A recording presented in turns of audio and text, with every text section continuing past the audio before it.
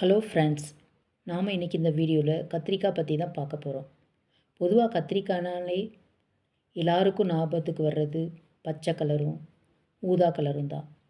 ஆனால் இப்போ கத்திரிக்காயில் பச்சை கலர், ஊதா கலர், குங்கும கலர், கருப்பு கலர் அப்படி பல நிறங்களில் இப்போ வருது. கத்திரிக்காய் நீல வடிவிலையும் குண்டு வடிவத்திலையும் கிடைக்கிது நமக்கு.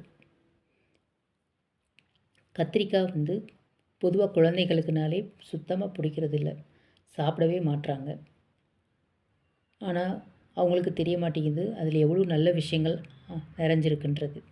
கத்திரிக்காய் அதிகப்படியான இரும்பு சத்தை சமப்படுத்துறதுக்கு உதவுது.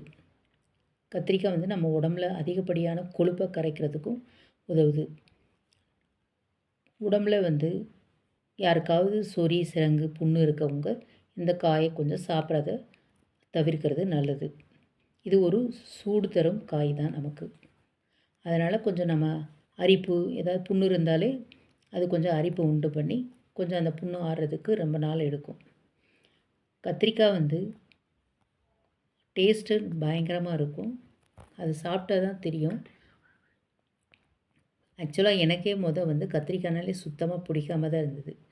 ஆனால் எப்போ கொழுப்பை கரைக்கிறதுக்கு உதவும்னு சொன்னாங்களோ அப்போ இருந்து தான் நான் கேள்விப்பட்டேனோ அப்போ இருந்து தான் கத்திரிக்காய் சாப்பிட்றதுக்கே இஷ்டமாக இருந்துச்சு. முன்னாடியெலாம் கத்திரிக்காய் வாங்கினாலே அது ஒரு பொருளாக இப்போ பார்த்தாலும் வாரம் வாங்க போகும்போது கட்டாயம் ஒரு வாரத்தில் அது கத்திரிக்காய் இருக்கும். பட் ஆனால் சாப்பிட்றதுக்கே சுத்தமாக பிடிக்காமல் இருக்கும். ஆனால் இப்போ கொஞ்சம் கொஞ்சம் சாப்பிட ஆரம்பித்து இப்போ சுத்தமாக கத்திரிக்காய்னாலே ரொம்ப பிரியமாகிடுச்சு.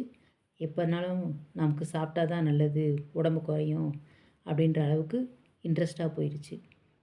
ஆனால் நானும் எல்லாத்துக்கிட்டேயும் சொல்வேன், கத்திரிக்காய் சாப்பிடணும், நல்லது, எல்லாருக்கும் உடம்புல இருக்க கொழுப்பெல்லாம் குறைக்கும், அதனால் கத்திரிக்காய் சாப்பிடுங்க அப்படின்னு சொல்லிக்கிட்டே இருப்பேன். அதனால் நீங்களும் யாராக இருந்தாலும் குழந்தைங்களையும் கொஞ்சம் கத்திரிக்காய் சாப்பிட்றதுக்கு சொல்லுங்கள். தேங்க்ஸ் ஃபார் வாட்சிங் ஃப்ரெண்ட்ஸ். லைக் பண்ணுங்கள், ஷேர் பண்ணுங்கள், சப்ஸ்கிரைப் பண்ணுங்கள், இந்த வீடியோவை கமெண்ட் பண்ணுங்கள் ஃப்ரெண்ட்ஸ். Thank you friends.